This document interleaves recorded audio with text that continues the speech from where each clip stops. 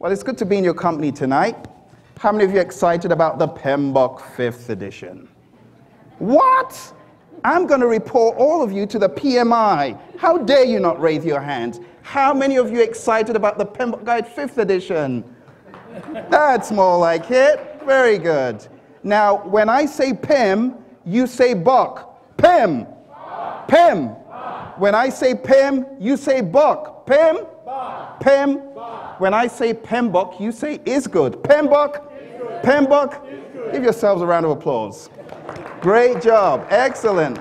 You see, people often think I'm a bit round the bend. They think something's wrong with me because I get so excited about the PMI. I mean, think about it. 1969. I mean, when people were still in the dark ages, I mean, people were doing all sorts of things and getting high on other things. And 5 people decided to get high on project management, including Eric Jennett, who's no longer with us, but I'm really excited that he and 4 other of his colleagues got together and said, let's form an organization that is a professional project management organization. Without those 5 people, you and I may not have been here today. I mean, we wouldn't. We may not have been project managers today. We might have been doing other things. So I get really excited about the PMBOK. I got so excited, I decided to bring a few reminders from our past here. First reminder, how many of you recognize this book? Very good, very good. That's the PMBOK Guide 2000 edition, as they call it. Ron, you probably remember what I don't have, because he got certified on the first edition. I was actually talking to a PM in Boeing today, and he's like, yeah, I remember when we had the first edition with like 150 pages or something like that. If you take a look at the variance, because we like the term variance analysis, don't we? Take a look at the variance between the 4th edition, which you all know, and the 2000 edition. It's almost doubled in size. Now you wait. Take a look at the 5th edition. This book is a monster, isn't it? It's huge. In fact, when I started reading it last year, I didn't know I would still be studying it a year later because I was one of the final reviewers.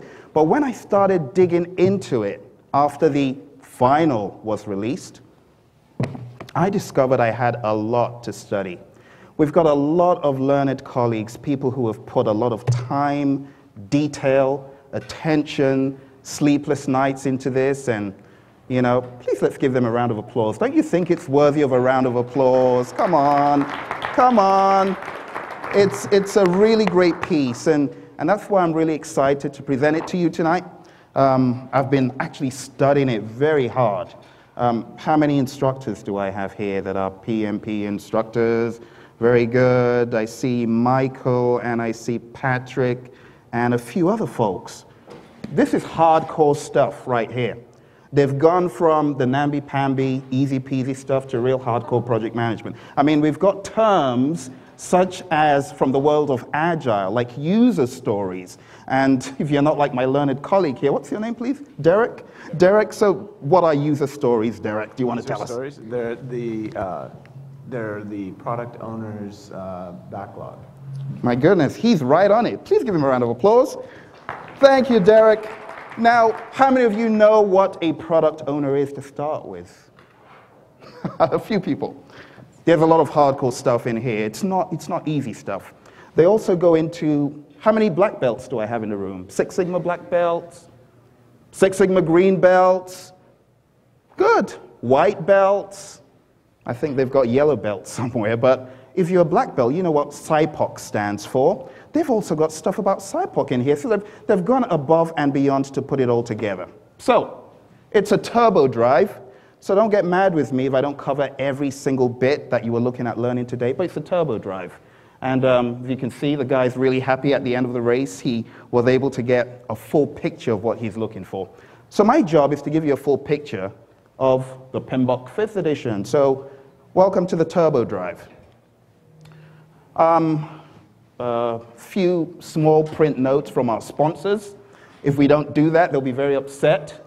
And those of you who are REPs or work for REPs, you know that you need to disclose that all of these are trademarks of the PMI. So just putting that up there. So what is the PMBOK Guide? When you think about the PMBOK Guide, people get upset with the PMBOK. And the reason why they get upset with the PMBOK is they think the PMBOK is a one-size-fits-all. They think that the PMBOK should be able to cater to any project. But that's not the case, because the PMBOK guide contains accepted good, or I should put in the word generally accepted good project management practices. So when it doesn't deliver, don't get mad at it. I don't know if you've heard of the failed FBI project, the failed FBI project called the Virtual Case File Project. Did you hear about it? You know what happened at the end of the VCF project when they realized waterfall couldn't work very well? Do you know what they did? They went agile. So no one's saying that this is a one-size-fits-all. It's not meant to do every single bit of project management under the sun, but it gives us a framework, where we can pull stuff from. How many of you did your exam based on the 4th edition? Okay. I'm going to ask this lady in almost pink. I'm going to ask you a question. Yes, I have to. I'm sorry. If that comes up. Okay. 1, 2. Good. So the question I've got for you is, can you explain what tailoring is? Have you heard the term tailoring? No. Oops. Do you want to call a friend? Do you have any friend here that is a 4th edition? And I'm sorry, I didn't get your name. What's your name? Debbie. And where's your friend? Colleen? Colleen. You? Okay. What is tailoring? Tailoring, that suit is really Very good. That's creative use of resources right there. Please give Debbie and Colleen a round of applause. Thank you. And Stephen, if you could you, where's Stephen? Could you give them those two of those little men? Please give it to them. When you look at those little men, I want you to remember stakeholders.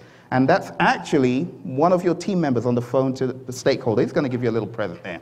Tailoring refers to tailoring the PMBOK guide processes to your needs. How many of you know the 80-20 rule?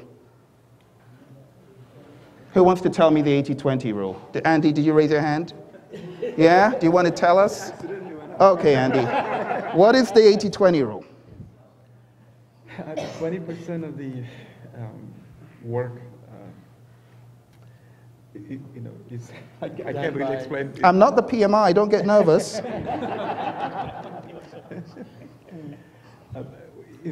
For the success of the project, it's determined by only 20% of the activities. Okay, that's very good. Please give him a round of applause. That's one aspect of the 80-20. So when you think about 80% of the dividend that you get from the project, it's really from 20% of the work. Or you could look at that quality thing. We talk about Pareto diagrams and Pareto's law. We talk about 80% of the defects coming from 80% of the causes, or 20% of the cause, I beg your pardon. But when you talk about the PMBOK, in my world, it is 80% of your results come from the key 20% of the PMBOK guide that you use. So when people get mad at the PMBOK, I tell them, don't get mad. Maybe you're using the wrong 20% to get the 80%. If you use the right 20%, you'll get the 80% you're looking for, okay? So the PMBOK is accepted good project management practices used to manage most projects. Emergent practices that are considered good are in there. It gives you a common lexicon. I mean, don't you like it when you go into a company and you say project charter and everyone knows what you mean? People are not looking for a huge binder full of documents. They're looking for a very short version of what your project is about. So this has given us a great lexicon. In fact, if you haven't taught your team members PMBOK talk, you need to, because that's the only way you're going to get them to speak the same lexicon. And it's a great standard for project management. Let's take a look at this timeline here. PMBOK guide published as a white paper in 1983. The first edition was published in 1996. Second edition published 2000. Third edition published 2004. Sure, I'm taking you down memory lane now. Mine was round about that time. Third edition published 2004, and fourth edition 2008, and finally the fifth edition, they say 2013, but I would say the last day of the year of 2012 really, but no one really got a full copy of it in this fashion until 2013. So you can see that the PMBOK guide has gone through quite a process. It's gone through quite a process. And I really commend anyone that has been part of any of those teams. It's quite big. Now, the PMBOK guide is just one out of several standards of the PMI. You know, people often say, you guys in the PMI, isn't it just a resume builder? It's a little bit over the top. You've got a plan for everything. You've got a plan to fry eggs. What don't you have a plan for? Well, we've got a plan for earned value management, a plan for work breakdown structures, portfolio management, OPM3, project risk management, even one that's for the construction extension to the PMBOK 3rd edition, the government extension to the PMBOK, the practice standard for scheduling, one for program management, one for competency development, one that we all know, and one for project configuration management. But that one right up there has gone away, and we have one in its place. The question is, how horrendous is it? I guess we're going to find out. We'll find out how horrendous this PMBOK guide, 5th edition, which has a lot of drama associated with it, kind of like the drama it's going through on the screen right now. But we'll find out what is really in this book, okay? That's really our main aim for today. So at a high level, there's been a lot of improvements. There's not been so many changes compared to the improvements. The improvements are very, very commendable indeed. Streamlining, you know, don't you love it when you read the 4th edition and you're going through the planning processes and you can never make a rhyme or reason as to which input is going to come next. I mean, the inputs just appear at random and you just have to take it. And the poor students, I mean, how many of you have had sleepless nights? I don't remember the ITTOs. I don't know where they go or where they come from. Yeah? The 5th edition is a little bit better than the 4th edition in that it's very apparent how the subsidiary plans and project management plan play in. There's a little bit of emphasis on interpersonal skills, which are very important, because in my world, if you have all the tools in the world, you know, and you don't have great interpersonal skills, forget it. Your stakeholders, how many of you have stakeholders that really care about the MS projects of this world and Primaveras and, you know, change view and plan view? How many of you have stakeholders that really care about that? I've had a few, but when you look at your stakeholders, what do you see? You see that they really care about how you treat them. They really care about how you're going to drive their projects to completion, you know? It's not about the MS project 2007 or 2013. That's not really what they're looking for. You know, I've got a few of those certifications, but when it comes down to the why, they're really looking at how you can relate to the customers and stakeholders properly. So that, big emphasis on that now. The key part of Chapter 3 has been broken out into Annex 1.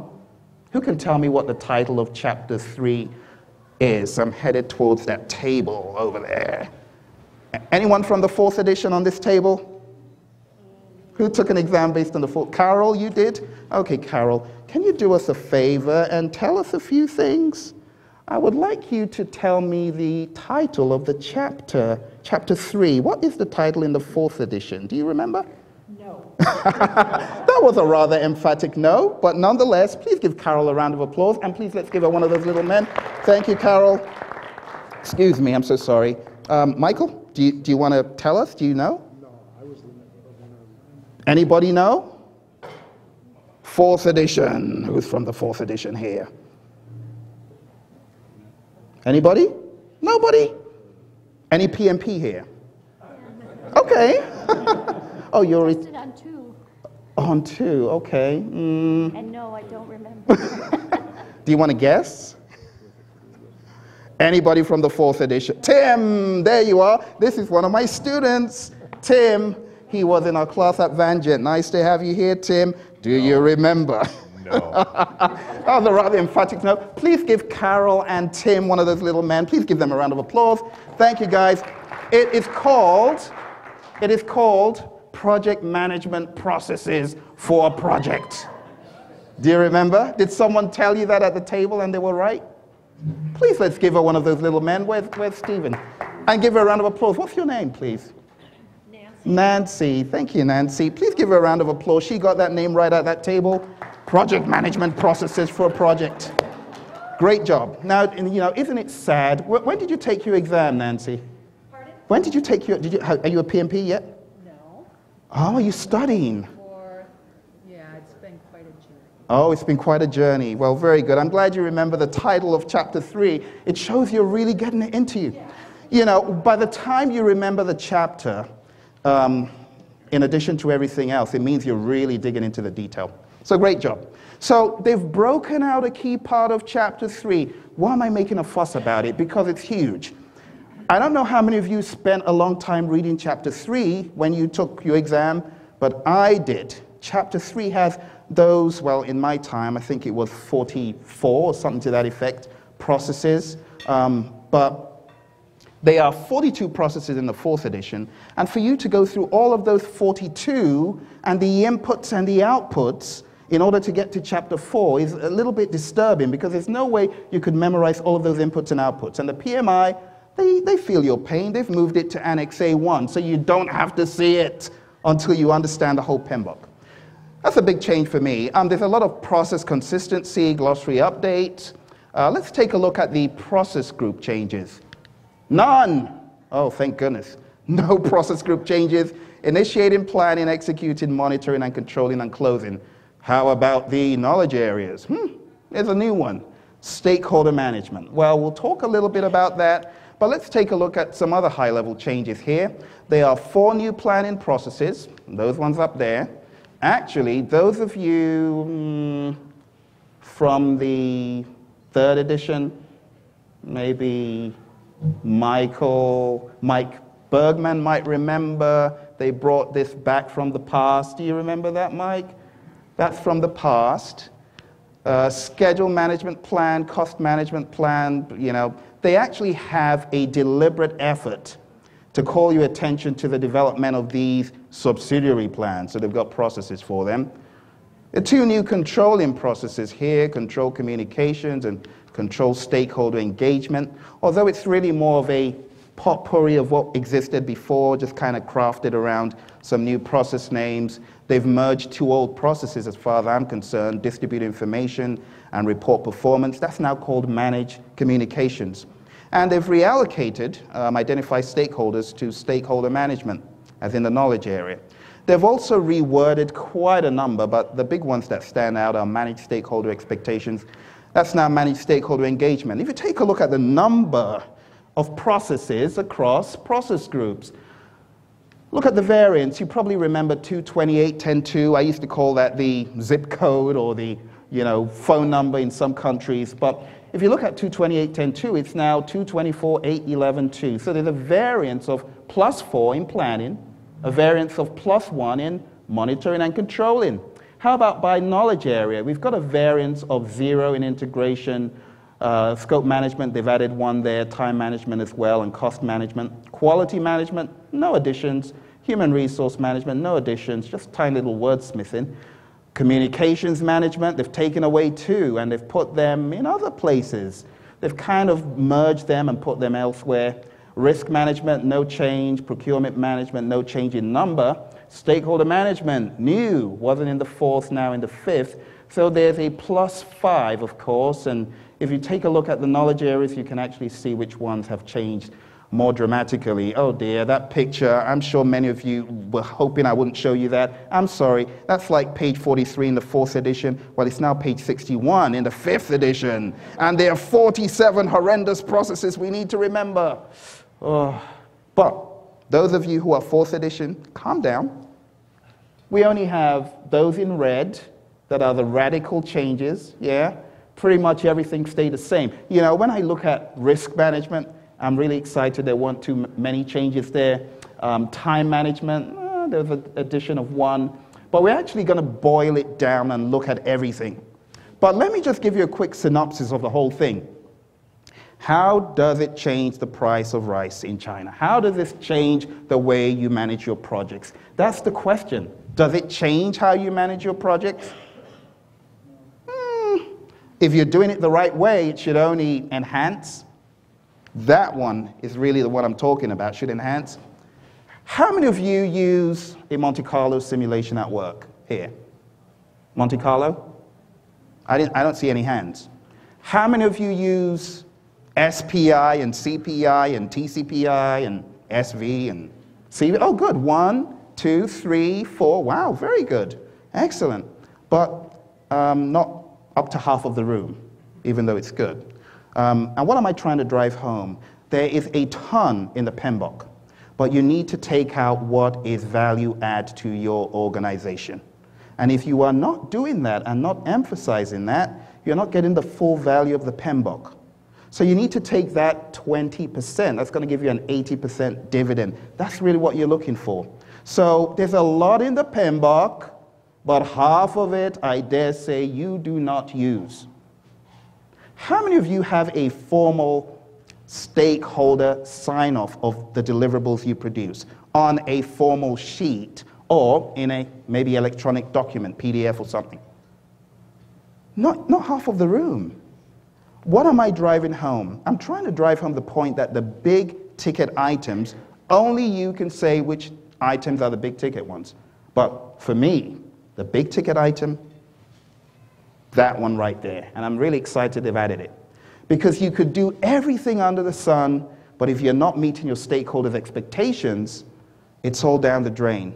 You know, the stakeholders are really the big thing. So, Chapter 1, high-level updates. There's now a term called project-based organizations, which talks about organizations that really work in projects. They're not projectized, but when they've got a need, they know how to bring a project together and cut all the red tape and get straight to it. We also have a term, organizational governance, which has to do with projects, programs, and portfolios and how all of them are interconnected. There's also a term, business value. It talks about business value being the value of assets and other things we can't see. And it talks about how business value is really bumped up when you have great project management. Without great project management, business value is diminished. Interpersonal skills of the project manager actually appears in Chapter 1. So the PMI is beginning to recognize these are really important. Leadership, team building, trust building, coaching, conflict resolution. That stuff is no longer in Appendix G. In the 4th edition, I'm sure you read Appendix G. But 5th edition, it's in Appendix X3. How about Chapter 2? It's now titled Organizational Influences and Project Life Cycles. Now, like Nancy, does anyone want to go for what Chapter 2 is called today? What is Chapter 2 called in the 4th edition? Anyone? Program something. Program something? Nice attempt. You want to wordsmith it a little bit? Program processes, program activities. I like how you tried, Vaughn. Please let's give Vaughn one of those little men. Thank you, Vaughn. Give a round of applause. Thank you for contributing. Does anyone want to help me? Maybe on this table. Anyone? Chapter 2, come on. Okay, I know who I'm going to ask. I'm going to ask my esteemed colleague. Of course you must remember. Please, please tell me you remember. Okay, wrong microphone. Okay, Mike. Uh-oh, my only guess would be framework. Well, kind of, sort of. Please give him a round of applause and give him one of those little men. Thank you, Mike, my esteemed colleague. And you really have to give it to colleagues of mine like Mike who contribute to the body of knowledge, training people, mentoring people, coaching people. It's no easy feat. Now, it's really, the old one was called, now I've forgotten it myself. Phill, remember? It's called Organizational Project Life Cycles and Organization. I think I might have to check it. It's funny how this stuff vanishes from your head. Project Life Cycles and Organization, I think is what it's called. So when you're put on the spot, it just vanishes. But really, now I've got a taste of my own medicine. Well, the order of items, the order of items was revised. Organization types is now up front. Early introduction of 5 process groups, that used to come later on, but now it's coming earlier. They actually refer to organizational process assets as OPAs. I couldn't believe it, OPAs. The PMI seemed to be toning down the formality a little bit. EEFs are introduced after OPAs in the 2nd chapter. Before, enterprise environmental factors used to be in Chapter 1. They are now in Chapter 2 after organizational process assets. Slight modification in face-to-face relationships, predictive life cycles are now talked about. And this is really more of your waterfall approach. Also, iterative and incremental life cycles are talked about, which is more like your agile approach. So the PMI is incorporating a lot of ideologies that are emerging. they actually show you those figures for both life cycles, which is kind of fun. So that's chapter 3. I think Nancy answered that, so I don't need to bother anyone in the room. The standard for project management of a project is now being moved to Annex A1. The 47 processes, like I said, the inputs and outputs are talked about there. Process consistency is a big thing.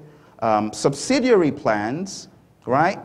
When you talk about the subsidiary plans, we have them being inputs to planning processes and executing processes, which is very new. For example, your cost management plan now becomes an input to like estimate costs and determine budget, that type of thing. It's a little bit different. Consistency of terms, and thank goodness for this one, because how many of you remember work performance information, work performance measurements, performance reports? The PMI have tried to make it a little bit more intuitive now. So I'll show you a little figure here. We have direct and managed project work, which used to be called direct and managed project execution. From this process, you know, we used to have deliverables and work performance information. Not anymore. We still have deliverables, but we have something that the PMI have coined work performance data, which is really your raw data and observations about the project in its raw form. Things like the date you started the project, the date you ended the project, the date you are, technical status, deliverable status, technical performance, and stuff like that. All that information is work performance data. It is not called work performance information anymore. Now that work performance data goes into all of these controlling processes. And it makes it so easy to remember because all of these controlling processes are everything in controlling except 2, which are in integration. So except perform integrated change control and monitor and control project work, all of the controlling processes are right there. It makes it easy to remember. And then the output from those processes is called work performance information. Now this work performance information is a little bit different from what it was in the past. This work performance information now refers more to all of your analysis regarding all of that data. So you're going to get data as far as start date, end date, and you're going to analyze it. You know, you're going to get data as far as how much you've spent, % complete and all that. And that is going to be your analysis, your intelligent analysis put into work performance information. And that feeds monitor and control project work. Another big change coming up is performance reports no longer exist in that form. They're now called work performance reports. And those work performance reports, they actually feed back into a few of these controlling processes like control procurements and control risk. They feed back in, and I've got a few of these processes down here: manage project team, manage communications, control risk, control procurement, and perform integrated change control. So it makes it more transparent. And those of you who are studying for the 4th edition, I know it's transparent, but don't get any ideas. Still do the exam based on the 4th. Don't do the 5th. Don't take the 5th, please. Just do the one on the 4th, because it's a little bit, you know. So we've got the 47 processes here. Like I said, it's been a variance of 5 when you boil it down. So let's get into the fun. Broad planning changes. Subsidiary plan development uses project management plan as input. This is one that will mess with you, and it will be quite a while to get your head around it. To develop a schedule management plan, I need my project management plan. To develop my cost management plan, I need my project management plan. To develop my scope management plan, I need my project management plan. It's a little bit of a difference here, because in the old days, all of that stuff was done during develop project management plan. But now, we've got individual processes for it. The other thing is, all planning processes use subsidiary plans. So the processes that are not for developing the actual plans, subsidiary plans, those use the subsidiary plans. For example, in risk management, how many processes in planning do we have in risk management? Anyone? Who said, please give Patrick one of those little men. Where's Steve? Where's Stephen? Where's Stephen? Stephen, wherever you are, please give Patrick one of those. Please give Patrick a round of applause. He's another of my esteemed colleagues. So there are 5 processes in risk management within planning. One of them is developing the risk management plan. But identify risks is not going to use anything other than the risk management plan, which was kind of like in the 4th edition, but it's now consistent across all planning processes, which makes it good. There are more details in Appendix X1 if you want to see those. So let's talk about the different areas of knowledge. Integration management. Now, Ron, it would be wrong for me not to ask you to explain a few things to us. So I'm going to ask Ron, put you on the spot again, Ron.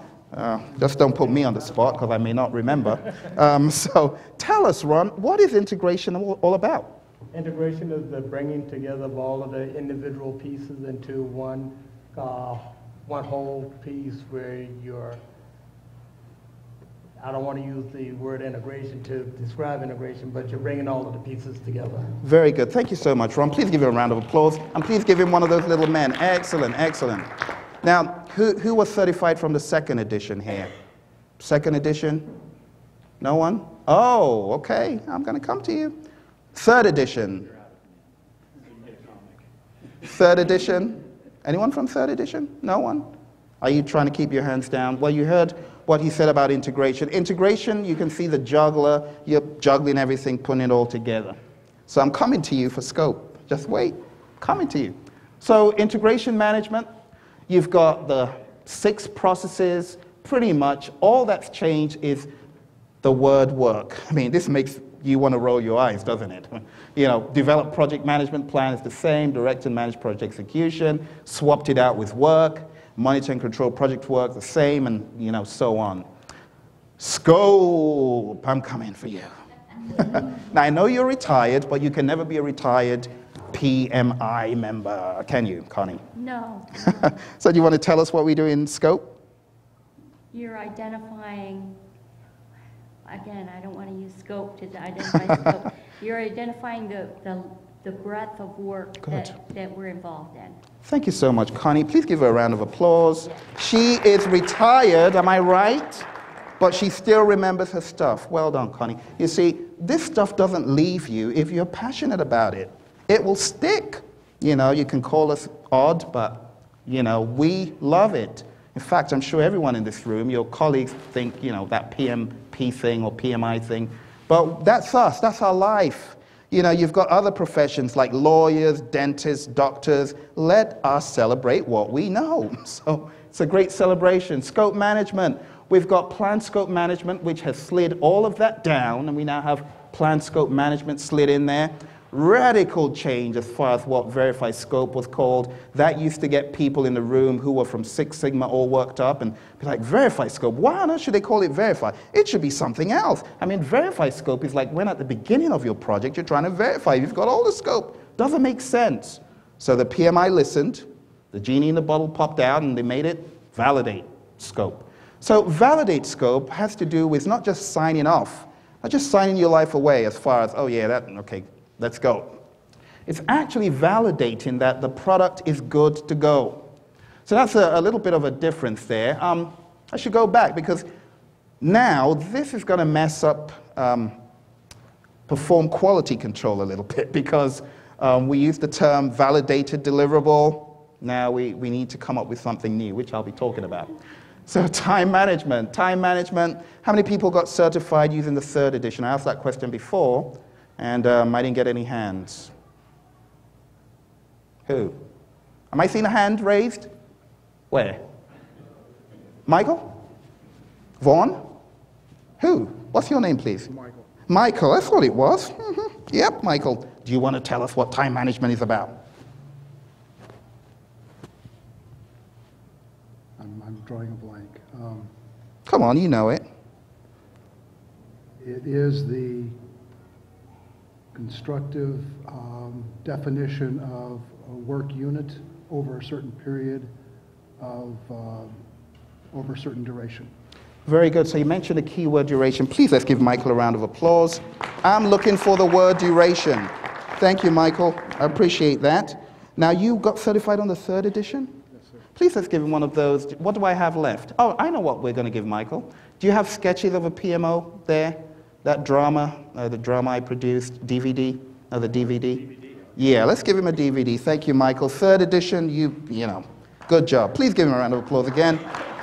Yeah, the third edition. Ugh. Should I tell you a little story about me, why I have a bittersweet relationship with the third edition?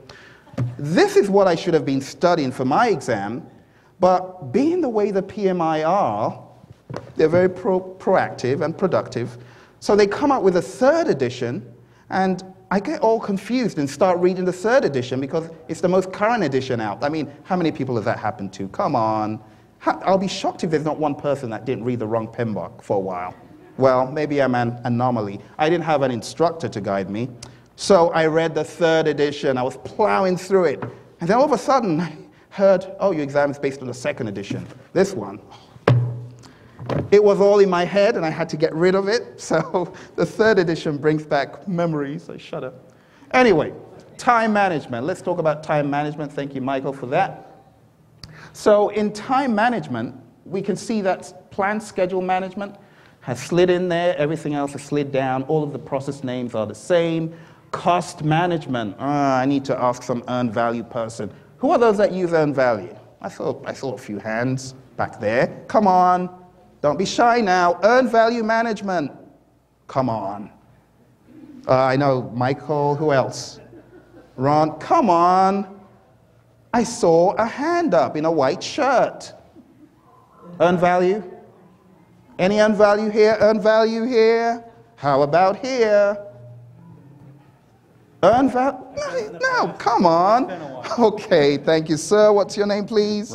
Ron. Ron, you're the great person to tell us about costs because we've got all of those pesky metrics which you know. So please tell us, what is cost management about?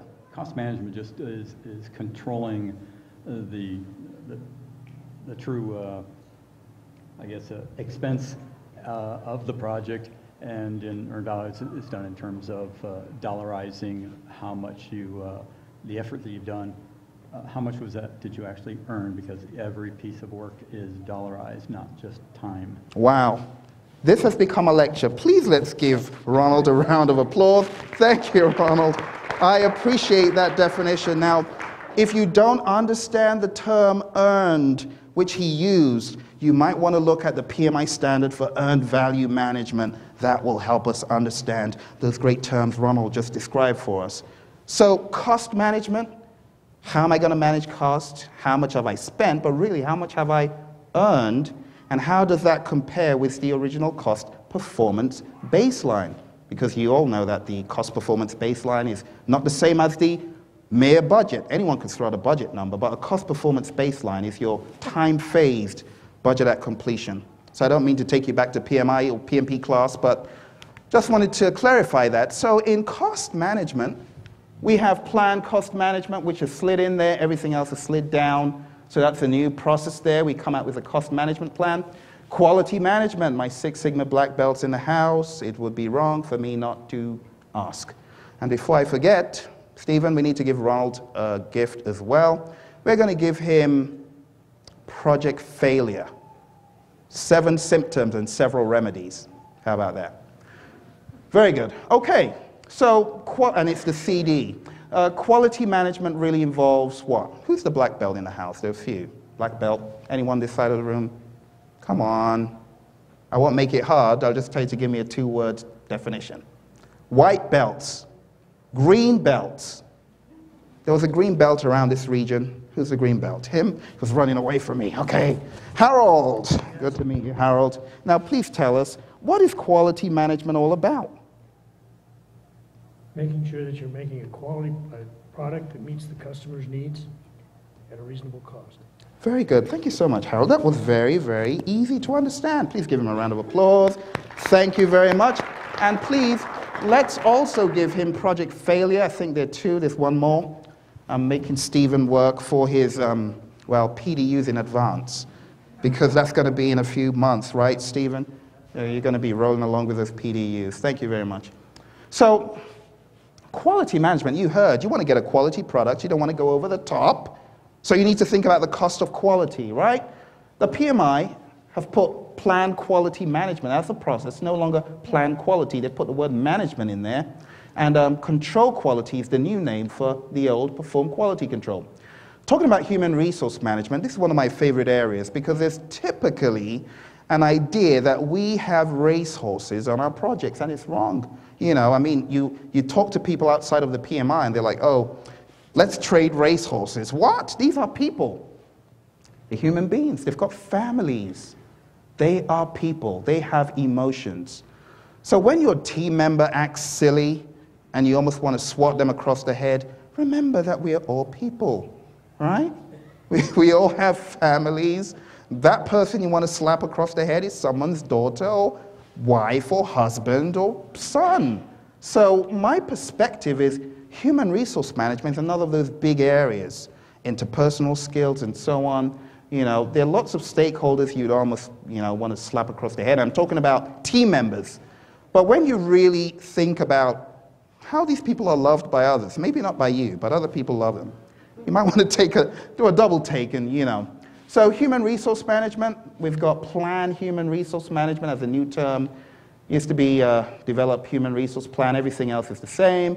Communications management, well, they've done a little bit of scrambling here. It looks like what you don't see isn't here, but it's really here. All this stuff you don't see is really in here, but it's been juggled about a little bit. And some of it is actually being taken down to stakeholder management, okay? So that's communications, planned communications management, managed communications, and controlled communications. Now, the long terminology is consistent across all the different knowledge areas. Risk management, one of my favorite areas. Who's an RMP in this place? RMP, risk management professional? No one? No one? Okay, then I guess the responsibility falls on me, because I'm an RMP. Risk management is all about managing uncertainty. Uncertainty that can affect. We're not interested in uncertainty that cannot affect. Uncertainty that can affect the project. And if it can affect the project, we need to plan for it, and we need to take action to make sure those things don't affect our project. So when you look at the list, pretty much the same, just a little difference. They've taken away monitor and, but does that mean we don't monitor our risks anymore? Nah, the PMI just want to make it consistent with control schedule and control cost and control scope. So they've really gone out on a limb to, you know, at the expense of monitor and to make it consistent. After risk management comes what? Procurement. Very good. Procurement management. Excellent. So procurement management, that's where we buy a lot of stuff, isn't it? She's gone shopping. It's a nice feeling to be able to buy stuff, isn't it? Especially when it's not your money. Okay. Procurement management, it's pretty much the same. They've put in the word management here. Instead of administer procurement, it's now control procurements. So that's the end of the evening. Or is it? What's missing? Really? Stakeholder management. Liz, can you get Mr. Zachary on the phone for us? Yeah. Today? Working on it.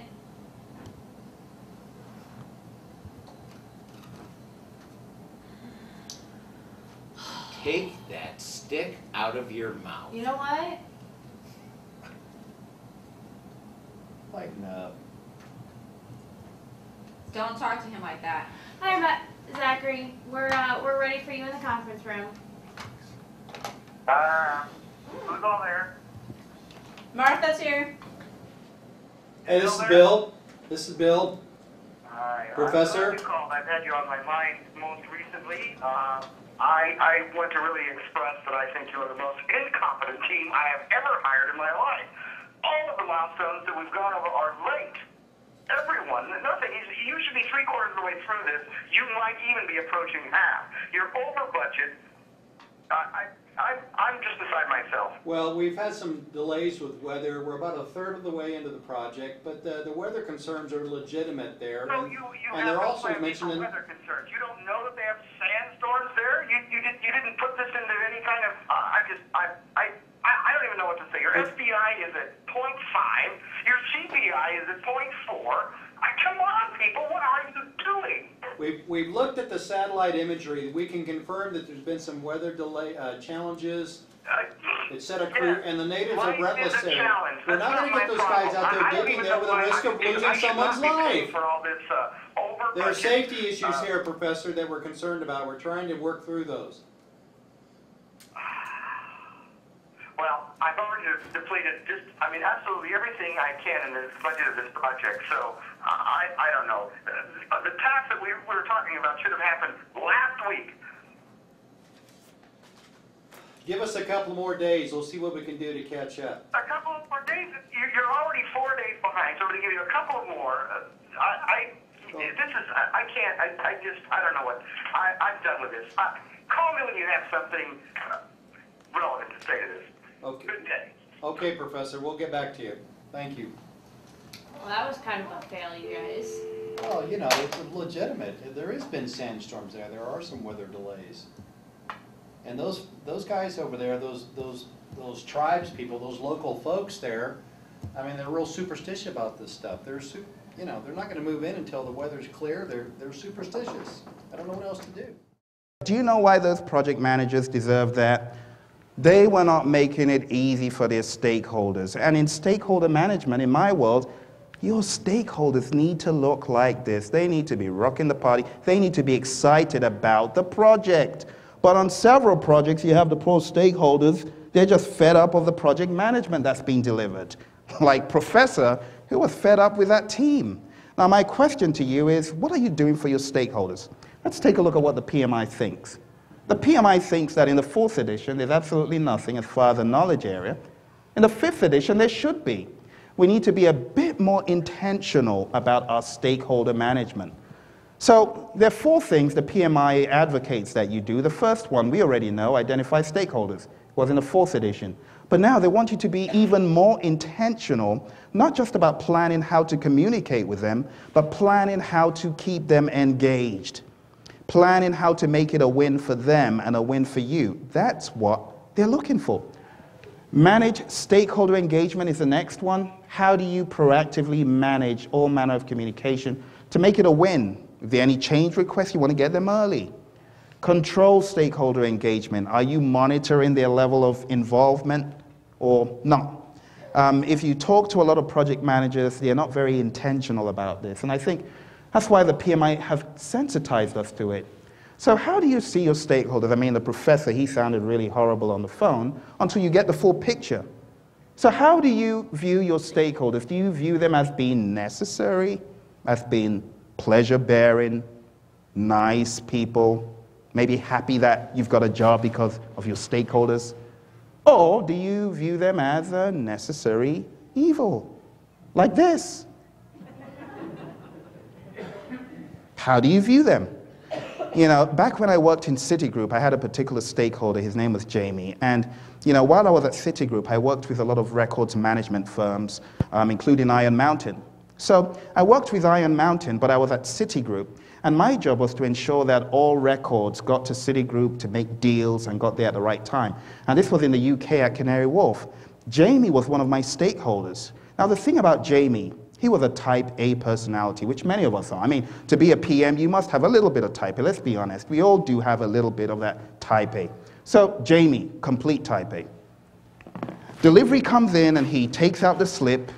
Well, this is 1 minute late. I'm not going to pay for it. What? We drove like 50 miles to deliver this thing to you. Because it's 1 minute late, you're not going to pay us? No, I'm not going to sign the slip. It's late. The SLA says it should be delivered in exactly 60 minutes, and this is 61 minutes. It was driving us mad because we weren't making as much as we should, and he was getting a lot of freebies on us. So I was really irritated, and you know, my team members, they thought that Jamie was something like out of the swamp somewhere, like a creature out of the pit, and we were really irritated at Jamie. But one day I began to think about it. He's got every right to have those boxes on time, on schedule. We're being sloppy. So next time a late box arrived, I go to Jamie, I know what I need to do. I say, Jamie, I'm really sorry, this is late. I know you're not going to sign for it, and I totally understand. I'm really sorry. We need to do a lot better. What did I do? I put myself in Jamie's world. That happened a few times, and you know, history, we were late again. History kept on repeating itself. Till one day I went to Jamie, and I'm like, Jamie, I'm sorry, we're late. And he looks at it, it's like, well, you're late, you know what, but I'll sign it. And he scribbles on it and gives us the slip. He signed for a late box. I was able to take a situation that seemed to be negative to us to make it positive. He began to understand, and then we began to do better. Now, when I had to leave Citigroup, I actually missed Jamie. I miss him. He's a really funny guy. But I don't view him like this anymore. I used to. I now view him like this. So we need to view our stakeholders as being positive. How do we do that? The PMI says, first of all, identify these people. Know the people who can impact your project or who could be impacted by the project. I don't know about you, but I've been in some projects which midway, someone finally comes out of the shadows and says, hey, I'm a stakeholder, you forgot me. Maybe we didn't do stakeholder identification. People, groups, and organizations. So the PMI is saying, have a stakeholder register. How many of you have got a stakeholder register on your project? A few people. Have a stakeholder register. The next thing is you need to plan for these folks. You need to have an actionable plan. Not some pie-in-the-sky dream of meeting your stakeholder in Virginia when you know you don't have a budget for travel. You have to do what's realistic. You have to have a realistic plan, right? So you have to have a stakeholder management plan which is actionable. You need to develop appropriate strategies to effectively engage stakeholders. I know many stakeholders on projects who are just so disengaged. Oh, I don't have time. But maybe the project manager doesn't have a plan on how to get them involved. You know, there has to be some skin in the game from their end for it to be a win for their team. You know, you don't want a stakeholder whose, end user team now doesn't see value in your deliverable. So you need to get them involved. The PMI has come out with these new stakeholder classifications. How many of us know the clueless stakeholder? They've got no clue. They're meant to be on a project. Like, oh, I didn't know there was a meeting. Sorry. I didn't read the email. There are many like that, right? Clueless and unaware. However, they're like problem children that are our responsibility, aren't they? You've got those who are resistant. I mean, you can do anything you want, but they are always resistant or seemingly resistant. That's why we need to be intentional about planning for these folks. These folks are resistant to change. They don't want your project to succeed, or they just don't care. They don't want to give you team members to use. How about the neutral stakeholder? Don't you hate a lukewarm neutral stakeholder? They're right there in the middle, and it's hard to get them to be, I'd rather like this one because at least I know where they are. This one, no support, no resistance, blowing with the wind, and at the end of the project, they wake up, oh, that's not what I wanted. Not good. Then we've got the supportive stakeholders. They're very supportive of you. And we've got the leading stakeholders who are not just supporting of the project, but actively engaged. I mean, haven't you seen stakeholders that drive change on the project? I mean, I've had one stakeholder who was a major in the Army, and he drove some real change as far as how we manage schedule, not so much cost, but a lot of risk. So the PMI is saying you should have, this is a new one, it's called a Stakeholder Engagement Assessment Matrix. It's a bit of a mouthful. Stakeholder Engagement Assessment Matrix. Okay. What does this do? It shows you the current engagement of, for example, stakeholder 1. So right now we can see they are resistant. But ultimately, we need to get them to the supportive column. So it means we need to close that gap between resistant and supportive. So they need to jump over to supportive somehow. And stakeholder 2 is neutral. We want them to be leading. Stakeholder 3 is right where we want them. Current and desired is same thing. So that might be a new one in some PMI tests. Who knows? The next thing is manage stakeholder engagement. We need to proactively manage these folks. Big one here. I like the fact that we've got negotiating in manage stakeholder engagement. I like that. For me, I could sum this all up in live in their world. Like Jamie, the story of Jamie at Citigroup. Live in their world. That's what you need to do. Otherwise, you're going to keep seeing them as being those evil hounds from the pit, who've been sent to torment you. See them as people. They've got their rights, and we should live in their world. Control stakeholder engagement. What do we do here? The big thing is we need to monitor relationships. I don't know if you've seen relationships just deteriorate over the period of the project. The relationships just go from excellent to horrible because of lack of control, of stakeholder engagement. So this is a very important part that the PMI brings up here. So we've got those 4 processes.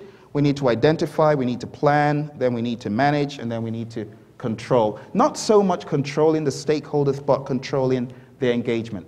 Now for some fun stuff, ITTOs. Who wants to talk about this? Anyone want to talk about this stuff? Anyone? I'll just skip all the slides if you don't. I won't blame you if you don't want to talk about it. We can just have fun and do the raffle and go home. You want to talk about the ITTOs? Let's talk about them a little bit. Develop project charter, looking at integration. The new term is agreements. It used to be contracts. It's now called agreements. Develop project management plan. It used to be outputs from planning processes. It's now outputs from other processes. Work performance data is now the output of that one. It used to be work performance information. Monitor and control project work. We've got schedule forecasts, cost forecasts, and in the tools and techniques, we've got analytical techniques. So I'm going to skip all the rest, otherwise we won't leave home today. I mean, how many of them are there, these ITTOs? I don't know. Has anybody counted them? I mean, I've got better things to do than count all those ITTOs. They seem to make new ones each time. So we've got the scope management plan as an output from that. Alternatives generation is a new one that you need to look out for if you're taking the exam. It used to be adjusting leads and lags and applying leads and lags. It's now simply called leads and lags in sequence activities. How many of you still remember PDM, ADM, AOA, AON, all that stuff? Anybody? How sad. Patrick, you still remember. Well, I still remember, so I'm, sad for me as well to still remember that stuff. We've got resource optimization techniques, which is a new one. Going over to cost management, we've got the cost management plan as an output, which is new. We've got agreements, which is a new term. Quality management, 7 basic quality tools. Now, that's got 7 things we already know. It's got your Pareto, it's got your histogram, it's got your Ishikawa, it's got your scatter diagram, it's got your control chart. It's got 7 of those things. So it's a big term. Looks very small, but very big. Human resource management. Now, these are some of the anomalies I talked about. To develop your human resource management plan, you need the project management plan. That's kind of new. It's a little bit out there, so you need to get your mind attuned to that. Multi-criteria decision analysis, a very lofty term for simply analyzing who to select on your team and the parameters. But, I mean, don't the terms scare you in the PMBOK? I mean, some of those terms, my students get all, sweaty and, Phil, I don't know what this is. Don't worry, it's simple. It's just a very long name. Same thing for plan communications management. The project management plan is an input to developing your communications management plan. Risk management, we've got meetings as a tool and technique. Control risks, we've got those work performance reports I talked about as an input. And we've got work performance information, which is your analysis of the work performance data. Procurement management, the procurement management plan is now an input to conduct procurement. Before, we just used to see project management plan, for everything that happens after planning. It's not the case anymore. For executing, we're going to be seeing those subsidiary plans or the native plans. In monitoring and controlling, we're going to be seeing the project management plan, and in planning, we're going to be seeing the project management plan as inputs. Closed procurements, I quite like the fact that they've got procurement negotiations in closed procurements as well, because at the end of the procurement, there could be some manner of negotiations. One of my favorite areas, stakeholder management, we've got meetings, which is newly mentioned in the 5th edition, and used to be information management tools or records management systems or something to that effect. It's now information management systems. So that's pretty much it. Now I've told you all of that.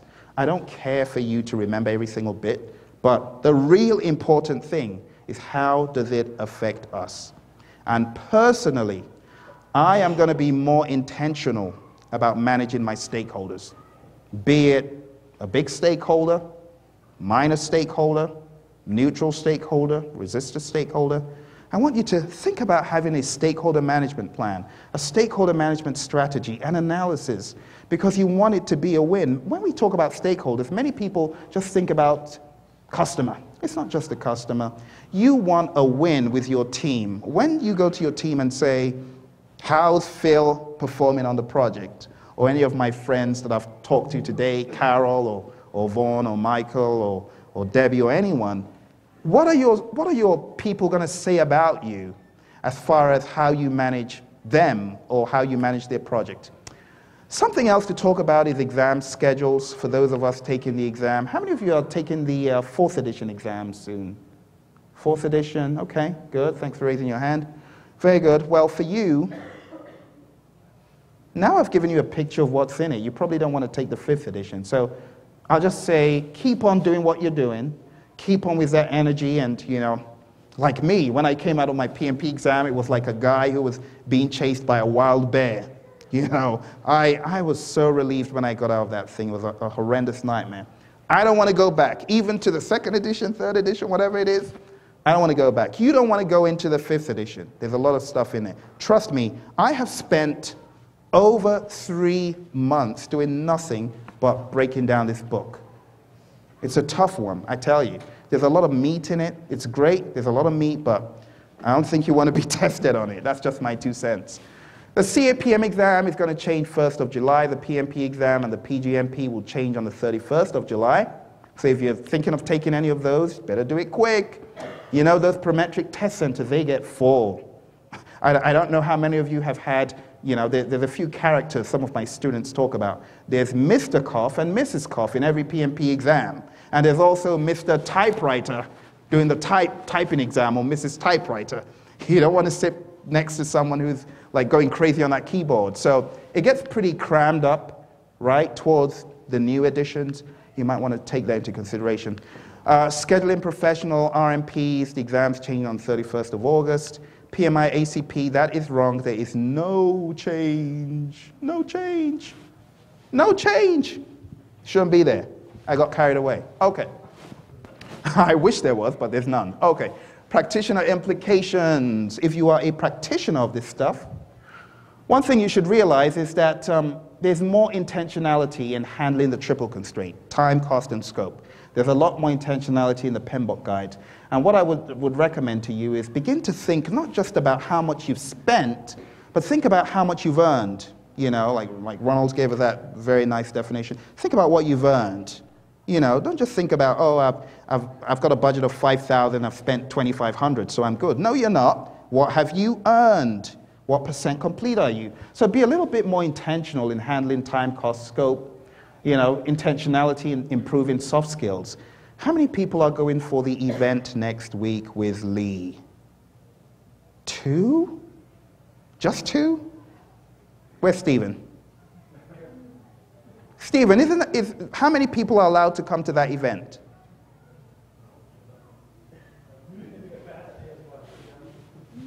Huh? Yeah, I don't know what his registrations, they're doing well. They're easily. But is everyone here invited to that event? Lenora, is everyone here invited to that event?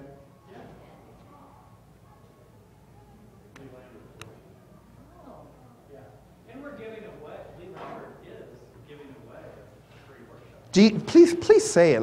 I don't want to say what's not true, but hey, you know, let's talk about it. Lee Lambert is giving us a free workshop to give away tonight.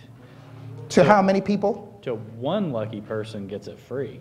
Okay, and then if you don't get the lucky ticket, what happens? You can pay? You can register on the website. Okay, and where can they do that? Online on the chapter calendar. 46 people are registered to take the course. Wow. Apparently, none of them are here tonight. Ooh, oh my gosh. So there's quite a nice showing. Thank you, Susan. Well, you heard it. There's a workshop. There's a free seat given away tonight.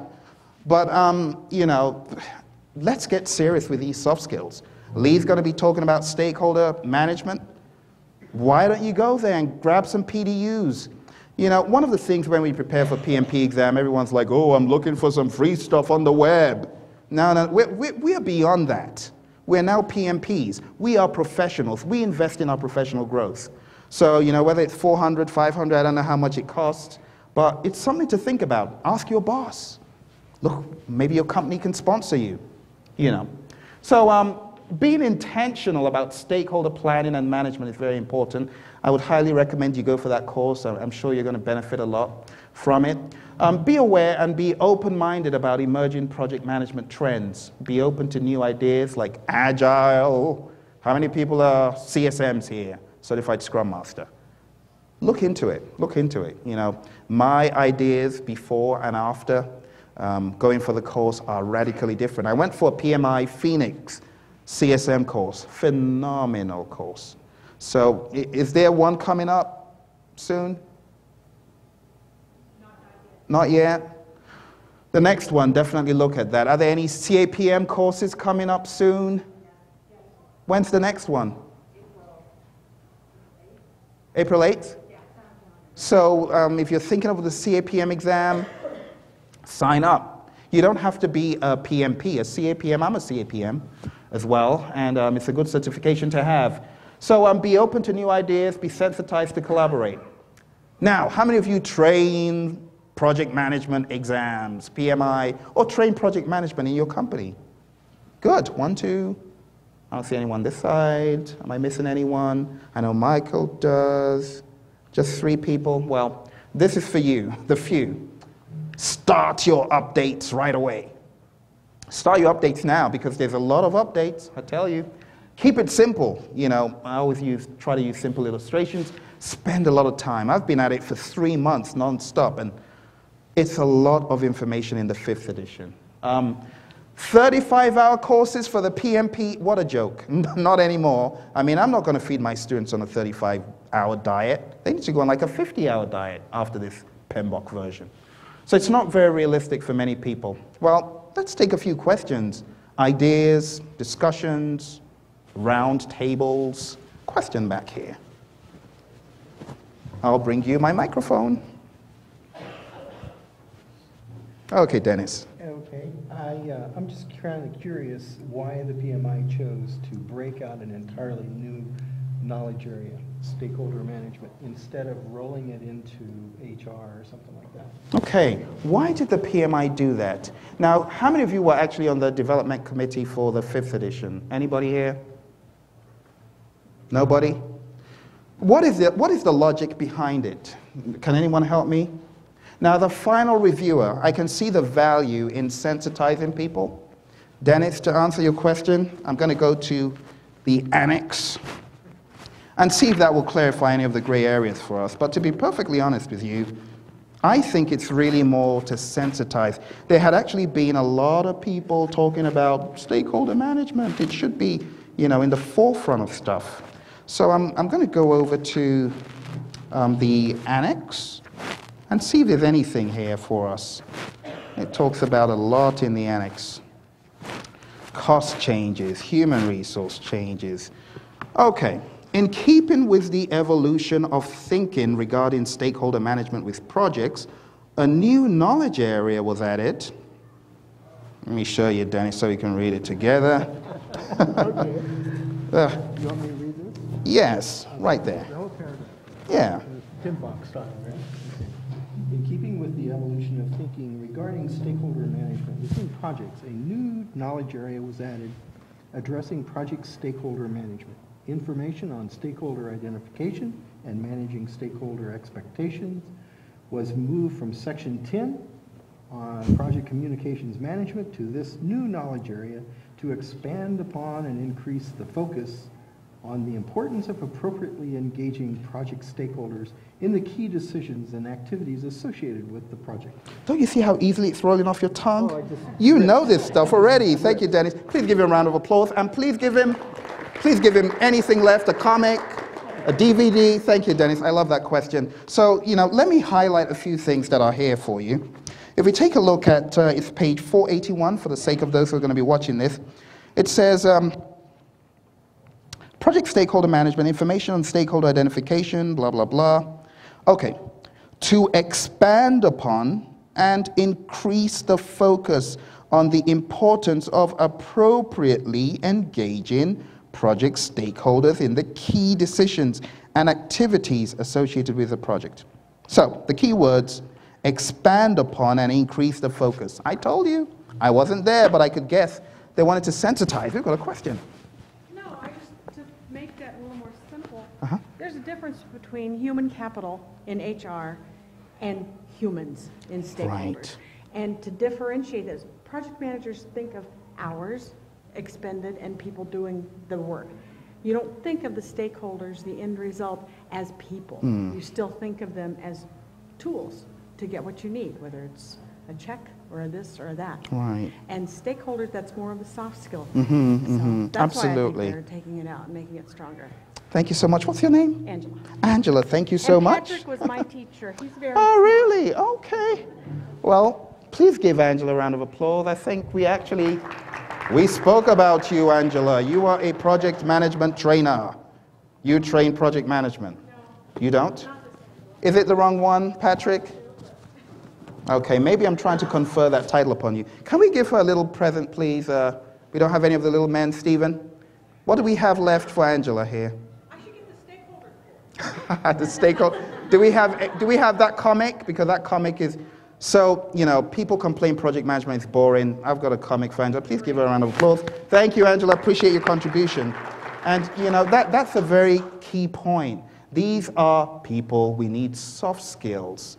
Like I showed you all those people, the same way, these are people. Any other questions? There's got to be questions. Patrick?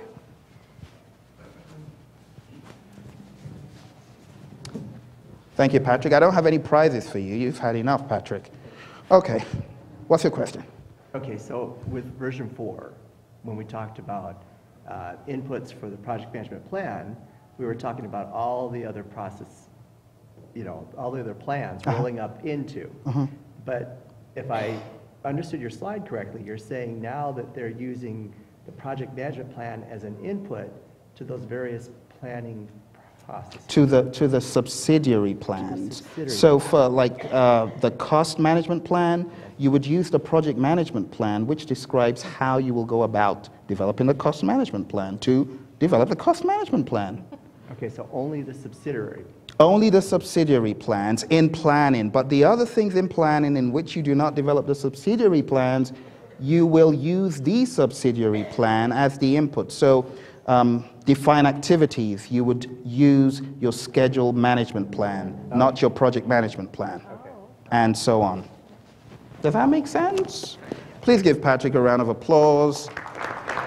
Stephen, I am going to run out of everything you've got in the bag. Please give him what he doesn't have, because Patrick was one of my students way back when, and he might have some of those things. Any other questions? Oh, there's a question over there.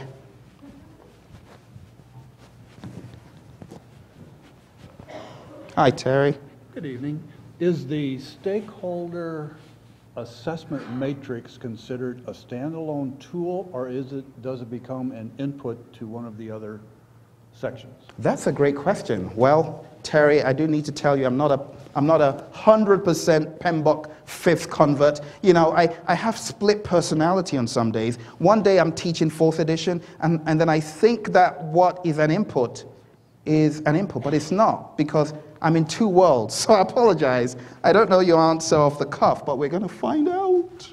So let's go to stakeholder management. Well, the reason I ask is if you do that assessment and you have these people that are not with it and you've got people in the middle, at some point you're going to look at that and then say, this could be a risk. Right, absolutely. So I'll be very surprised. I look at it as a tool and technique, but let's take a look. It's right here, Terry. It's on page 403. So it's part of analytical techniques, but it's not spelled out as an output.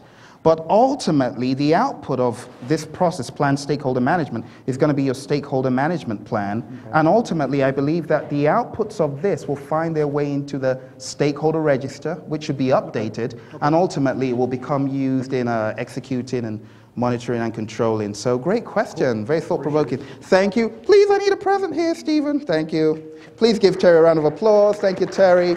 Great question. Are you a PMP yet? Great, great. That's a typical PMP question. Which process is stakeholder, whatever it's called, an input to and all that? Don't you love those questions on the exam? Those questions are all sorts of questions, curveballs and so on. Just to go along with that, is the power and influence grid still in there? The power influence grid, and it's sad you remember it, but it's still in there, and I remember it as well. Please let's give Vaughn one of those presents, please.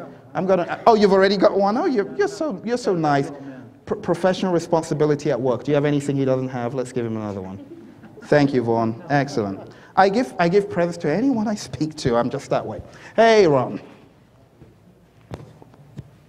Just looking at the trend of from one PMBOK to the next PMBOK, it's getting thicker and thicker and thicker and thicker. So if that's the case, what is it going to look like by the year 2018?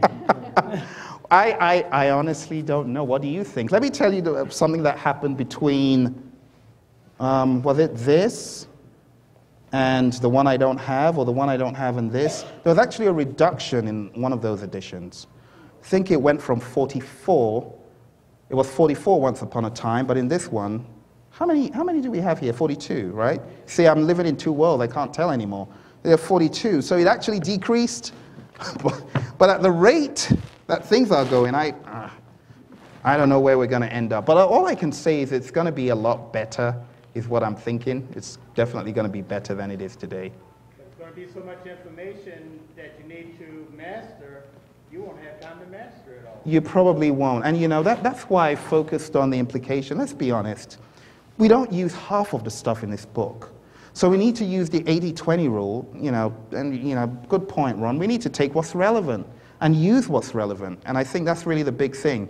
Now, I would advise you, please become a member of one of the panels that develops the 6th edition, because when they hear many voices saying the same thing, that's the only way we're going to improve. I was a final reviewer of the 4th and 5th, but I wasn't on the panel.